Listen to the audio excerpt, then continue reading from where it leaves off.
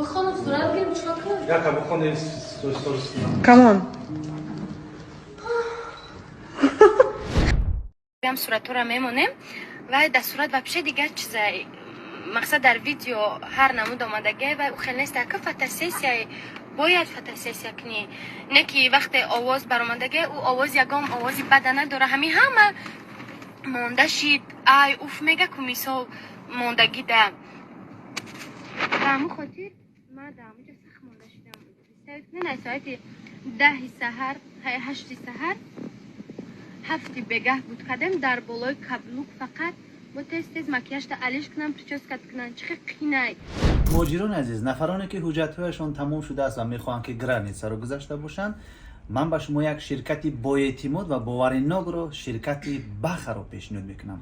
حتما به اون مراجعت کنید و شما رو برده به جای لازمی باز پس میگردونم. از نام من گپ زنید حتما اسکیدکه می شود. فرهناز عروس شد. شویان شویانه سرم شویانه در موی گل عروسی ما شانه دوانه با کی خانه‌دار شد و عروسی کدام مردی خوشبخت شد برایمان پوشیده است. یکی او را عروسی کیم کدام ثروتمند میگوید، دیگری باشد لاف زده میگوید که او حالا در انتخاب شوهر روست مانده است. عروسی در اینستاگرام خودش گذاشته است که بسیاری گمان کردند که او شوهر کرده است. با پرویز اشورов راوی خوشنمایی صحنه آشنا شد. انقلاب هنرش را نه در تاجیکستان بلکه در خارج allakay اعتراف نمود. شبنم سریا او را نیز برابری جانش دوست می‌دارد و قریب همه آوازخوان‌ها او را دوست می‌دارند. فرهناز عروس شد. با کی خانه‌دار شد و عروسی کدام مردی خوشبخت شد برایمان پوشیده است. همگی عاشق شیدای این کوچولوی بебаҳоянд ولی таби нозуки فرهناز چگونه است تماما برای ما مخفی است. این هفته سرودی او با نام سرشویان پیشکش خلق گردید. عجب کلیپی رنگین. این سرود خیلی دلنشین و درک از رسم و عنعنه‌های ملی عروسان تاجیک می‌دهد.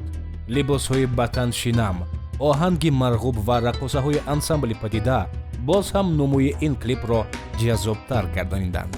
از عکس‌ها و نوارهایش عیان است که فرهناز شرافова شوهر نکرده است بلکه از لب فطیر خمیر گفته که بر این عکس‌های عروسی در اینستاگرام خودش گذاشته است که بسیاری گمان کردند که او شوهر کرده است. فرهناز هفته نیست که زیر نام زیبایش یک آوازه چرخ نزند. یکی او را عروسی کیم کدام ثروتمند میگوید، دیگری باشد لاف زده میگوید که او حالا در انتخاب شوهر روست مانده است. مهاجران زیاد تیارند که خواستگاری رفته او را عروس یکمره خود گردانند. ولی باز мани ҷавонони муҷаррад ва мардони калонсол низ хоҳиши бо фарахноз оила барпо намудану ӯро хушбахт намуданро доранд.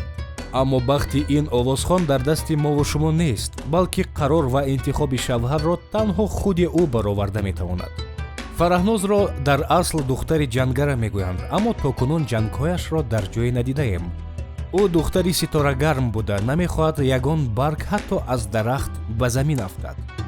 ӯ ҳамеша бо хоксорӣ ва муомилаи хуб азизи халқ аст.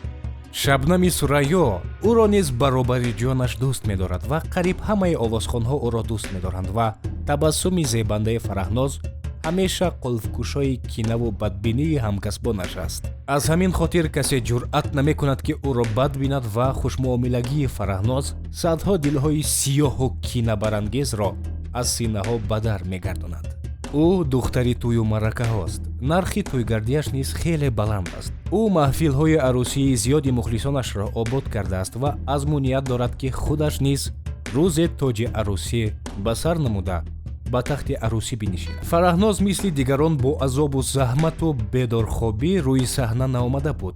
ӯ баъди як суруд ки зангир ном дошту бо азизбек ҷураев сароида буд 20 миллион нафар ин сурудро замони навқадам будани фарахноз ӯро дӯст дошта буданд ва ӯ бо сурудҳои аҳмад зоҳир боз дубора гулхани ҳунари хешро барангехт ва баъди он ки бо парвиз ашуров ровии хушнамои саҳна ошно шуд, инқилоби ҳунарашро на дар тоҷикистон балки дар хориҷ allakay эътироф намуданд. парвиз дар рушди ҳунари фарахноз саҳми босазо дорад ва ӯ монеаҳои зиёдеро ки фарахноз тай карда наметавонист аз пеши роҳаш клипҳои ҷолиб ва оҳангҳои ҳама сину сол мешунидагиро тавсия дода ӯро азизи хонадони хурду калони тоҷик гардонид. ӯ дар Швейтсария, Москав ва Ӯзбекистону Афғонистон баромадҳои ҷаззоб намуда тамоми форсизабонҳои рӯи дунёро масту махмур ва ошиқи шайдои ҳунараш низ гардонид. ба Фараҳнози азиз бахти сафед таманно намуда дуогӯи онем ки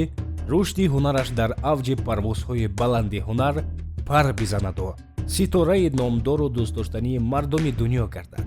ба канали мо обуна шуданро доим фаромӯш месозед. магар як лайку подписатся мушкил аст? биёед дастгири ҳамдигар мешавем.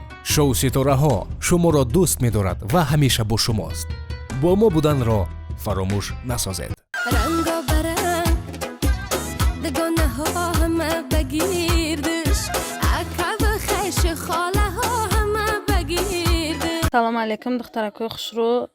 اینمو پلاکوی компания то мира снимат кардем оликакои мара касе боварӣ намекард ки ями компания дурӯғ ай ина доказательства ма снимат кардам ки шумо да нишон тием мақсад рост ай марҳамат духтарако касе кор кардани на ба завқи корш бития биен кор кинен иншоалло шуморо ҳамсоя бием хемаошакои хуб мешен бинен боварӣ кинен ягон ҷои фанду фиребиш нест духтарако шакр ки мо ами хеле рӯзода растем шуморо иншоалло хеле рӯзода насиб мекунад соябем хемаошакои хуб мешен марҳамат. занону бонувони азиз ман ҳамаи шуморо ба компанияи атомӣ яъне корейски компания ба кор даъват мекунам.